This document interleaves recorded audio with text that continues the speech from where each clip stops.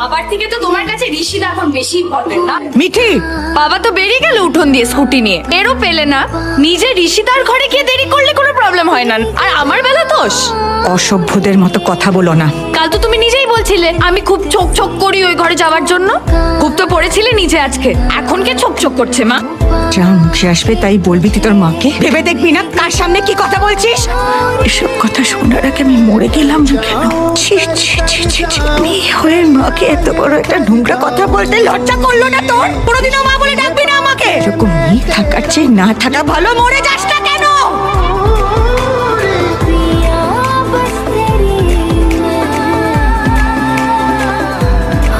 কেঁদো না মা। মা সরি সরি সরি সরি, আমি এই কথাগুলো বলতে চাইনি, ভুল মানে বেরিয়ে গেছে মা। প্লিজ কেঁদো না, ভাইয়ের জন্য ক্ষমা করে দাও প্লিজ মা। মিঠি, আমায় একটু একা থাকতে দে মিঠি। দেখ দিয়ে যা ঋষি কেন ডাকছে। মিঠি শুনছে।